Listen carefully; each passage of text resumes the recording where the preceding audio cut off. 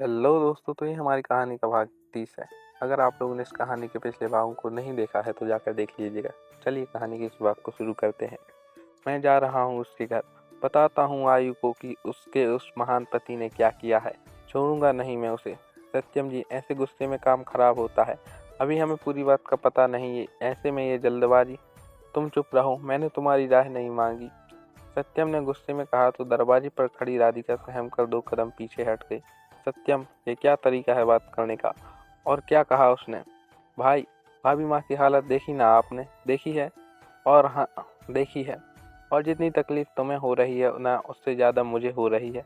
पर गुस्से से किसी समस्या का समाधान नहीं। गुस्से में किया गया सही काम भी कई बार गलत परिणाम दे जाते हैं। इस वक्त आराधना के पास रहने की ज़रूरत है। एक बार घर वाले आ जाएं, फिर पूरी बात का पता चलेगा। यकीन मान, अगर सच में आराधना की हालत का जिम्मेदार वो हुआ तो छोड़ूंगा नहीं उसे। अभिजीत ने कहा तो सत्यम ने उसकी बात पर गर्दन हिलाकर वहीं बैठ गया। राधिका ये सब देख दोनों के लिए खाना लेने चली गई। सुबह के समय अपनी जागती है तो देखती है कि वो सोफे पर ब्लैंकेट ओढ़े सो रही थी। वो याद करने की कोशिश करती है कि वहां पर जाकर बैठने के बाद की कोई बात याद नहीं आती। वो ब्लैंकेट लेकर कब सोई, उसे समझ नहीं आ रहा था। उसने बेड की तरफ देखा तो आशीष सो रहा था। कहीं चौहान साहब? और कौन होगा इस बंद कमरे में? और कौन आएगा? नफरत का चूल्हा ओढ़ कर बैठे हैं जनाब।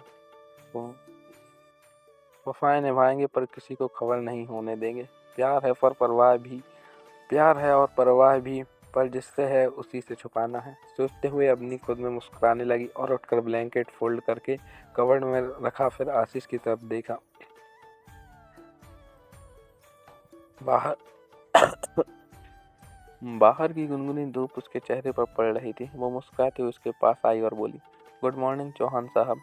आज से हमारी ज़िंदगी की एक नई शुरुआत होगी। एक जंग रोकने के लिए एक नई जंग की जहाँ मुकाबला आपकी नफरत और मेरी सहन शक्ति के बीच होगा। और यकीन मानिए, इस बार आपके सामने आपके टक्कर का खिलाड़ी है जो आपको हरा कर ही आपको जीत आप आपको हरा कर नहीं, आपको जीत कर दम लेगी। कहकर वो वॉशरूम की तरफ बढ़ गई। वो बाहर आई तब आशीष सो ही रहा था। वो रेडी होकर कमरे के बाहर चली गई। कुसुम जी ने देखा तो वो मुस्कुराकर उसके पास आई। अवनी ने उन्हें देखा तो उनके चरण स्पर्श करते हुए बोली, आशीर्वाद दीजिए चाची माँ की जो राह मैंने चुनी है उस पर चलते हुए मेरे कदम लड़खड़ाए नहीं, चाहे ये राह कितनी भी कठिन हो। आशीर्वाद दीजिए कि आपका मासूम और खुशमिजाज बेटा वापस ला सकूं। कुसुम जी ने उसके सर पर हाथ रखा, फिर उसकी बाह पकड़कर उसे उठाते हुए बोली, महादेव तुम्हें धैर्य दे। मैं हमेशा तुम्हारे साथ हूँ। जो तुमने सोचा है, यदि ऐसा हुआ तो जन्म भर तुम्हारी कर्जदार रहूंगी। अपनी मुस्कुरा दी। कुसुम जी उसके साथ मंदिर में आए और दोनों ने पूजा की। फिर कुसुम जी ने जाकर नौकरों को नाश्ते की हिदायत दी और बाहर आकर बैठ गई। अवनी भी वहीं बैठी थी।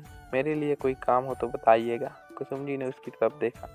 मैंने कभी घर के काम के लिए नहीं कहा और मुझे खाना बनाना भी नहीं आता, पर सीख लूंगी। अवनी ने उन्हें अपनी ओर देखते देख कर कहा, कोई ज़रूरत नहीं है। यहाँ तो मैं किचन में नहीं जाती, फिर मेरी बहू क्यों जाए? घर में इन कामों के लिए नौकर हैं। तुम तो बस मेरे बेटे का ख्याल रखो। कुसुम जी ने कहा तो अवनी मुस्कुरा दी।